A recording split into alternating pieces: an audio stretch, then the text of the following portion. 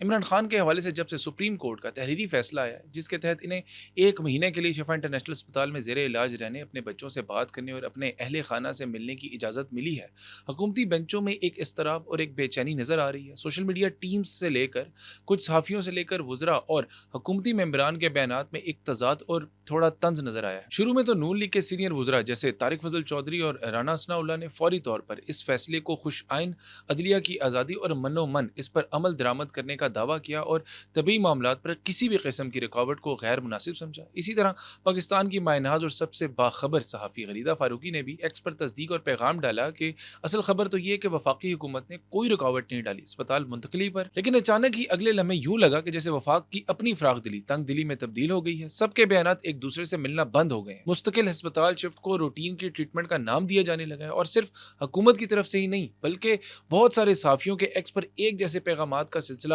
شروع ہوا تھا جب تک تحریری فیصلہ نہیں آیا تھا۔ جیسے تحریری فیصلے میں کچھ تبدیلیاں ممکن ہیں، جس سے یہ بات بھی ظاہر ہوتی ہے کہ جیسے عدالتی حکم سے تحریری فیصلے کے بیچ کے وقفے میں حکومت کی طرف سے شاید فیصلہ تبدیل کرنے کا پریشر ڈالا گیا ہوگا، اور اس کا ثبوت حکومت کی طرف سے فیصلے کے خلاف یہ اپیل ہے، کیونکہ عدالت کے حکم کے بعد نون لیگ کے سینیٹر ناصر بٹ نے فوراً بیان دیا کہ عمران خان کا یہ ریلیف نواز شریف کے خلاف سازش ہے۔ لیکن اتنی تناور اور مضبوط حکومت کے خلاف سازش کون کرے گا؟ 26ویں آئینی ترمیم کے بعد عدالتیں پارلیمنٹ کے ماتحت کر دی گئیں، انہیں آئینی بیڑیاں ڈال دی گئی ہیں، تو عدالتوں سے تو اب نہ 1978 ذوالفقار علی بھٹو والی سازش یا 2017 والی سازش جیسا کوئی خطرہ لاحق ہے، اور 27ویں آئینی ترمیم کے بعد تو حکومت اور اسٹیبلشمنٹ ایک پیج پر نہیں بلکہ ایک نصاب پر ہے۔ پیپلز پارٹی کے ساتھ بہترین وفاق میں پارٹنرشپ ہے، پھر کس سازش کا ڈر ہے اب؟ لیکن اسی گھبراہٹ میں کل شام ہی نون لیگ کی پارلیمانی کمیٹی نے میٹنگ کی اور فیصلہ کیا کہ ہم عمران خان کے اسپتال میں علاج کا عدالتی فیصلہ من و من تسلیم کرنے کے بجائے اس کو چیلنج کریں گے، اور جن وجوہات کی بنا پر یہ اپیل دائر کی گئی ہے عدالت میں،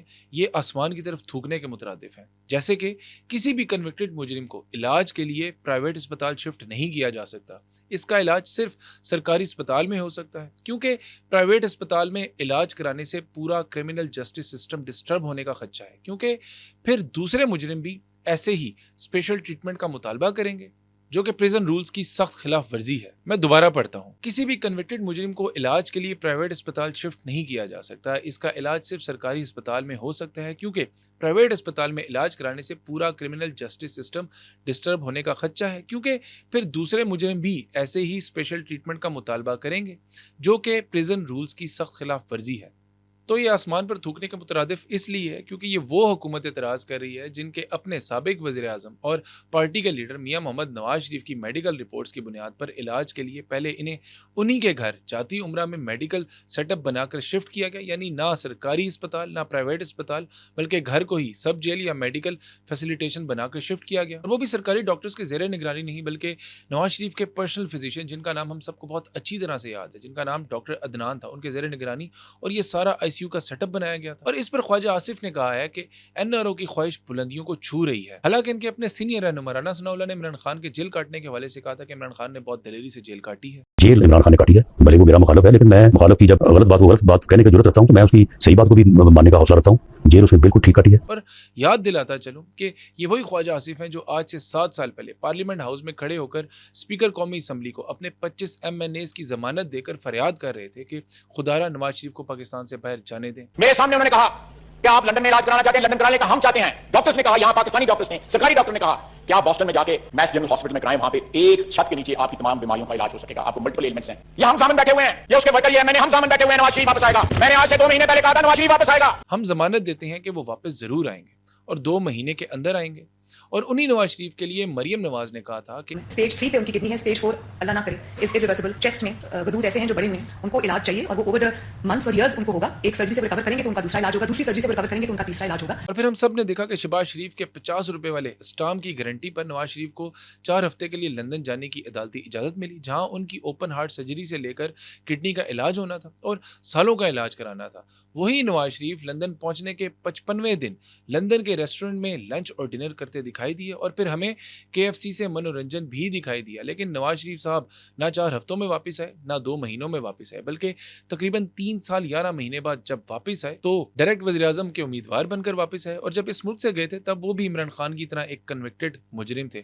اور عدالت کی جانب سے ان کو ایبسکانڈر ڈکلیئر کر دیا گیا تھا. اور آج سالوں بعد اس وقت کے حکومتی وزیر فیصل وارڈا سے یہ بھی پتا چلا ہے کہ وزیر اعظم کے پلیٹلیٹس رپورٹس ان کے گھر میں بیٹھ کر بنی تھی, یعنی فیصل وارڈا کے گھر میں بیٹھ کر بنی تھی. اور وہ کس کے پلیٹلیٹس تھے اس کے لیے آپ گوگل ہی کر لیں تو مناسب ہوگا. میں فیصل وارڈا جتنی بد کلامی نہیں کر سکتا. میرا خیال ہے کہ یہی وہ سازش کا خوف ہے جس کا ذکر ناصر بٹ نے کیا ہے کہ کہیں عمران خان بھی جیل سے نکل کر اسپتال شفٹ ہو کر کچھ ایسا ہی نہ کریں, ان کی حکومت نہ گرا دیں. لیکن کیا ملک کے اندر رہتے ہوئے فول پروف سیکیورٹی میں علاج کراتے ہوئے ایسا ممکن ہے؟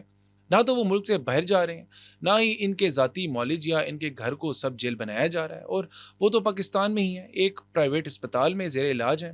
تو اس ساری صورتحال میں موجودہ حکومت سیاہ و سفید کی مالک ہے, تو پھر حکومت کے بیانات کی گھبراہٹ پریس کانفرنس سمجھ سے باہر ہے. اسی طرح حکومت کی عدالتی حکم کو چیلنج کرنے کی پریشانی بھی سمجھ سے باہر ہے. ابھی تو عمران خان کے نہ تو گزشتہ ٹیسٹ کی رپورٹس دی گئی ہیں جو حکومتی تحویل میں ان کو کون کون سے ان کے ٹیسٹ کروائے گئے تھے, اور نہ ہی ابھی تک وہ شفٹ ہوئے ہیں. اور یہی حکومت جو اس بات پر کل سے بضد اور سراپا احتجاج ہے کہ تحریک انصاف عمران خان کی صحت کو پولیٹیسائز نہ کرے اور اس کو سیاسی مہم کے لیے استعمال نہ کرے, وہی نون لیگ اسی کے وزیر کل سے ایک بے ہنگم انداز میں ایک کے بعد ایک بیانات, الزامات, اعتراضات اور اسپتال منتقلی کے خلاف مہم جوئی اور بیان بازی میں مصروف ہیں. اور اس سارے ایونٹ کو خود ہی اپنے بیانات اور اپنے سوشل میڈیا کے ذریعے پولیٹیسائز کر رکھا ہے. NRO کے بیانات سے لے کر سازش جیسی بیانات تک, اور پھر ان کی جیل منتقلی کے خلاف ایک پوری پریس کانفرنس. محض 3 دن پہلے نواز شریف نے اپنی پارٹی اجلاس میں یہ بیان دیا تھا کہ ہم نے ہمیشہ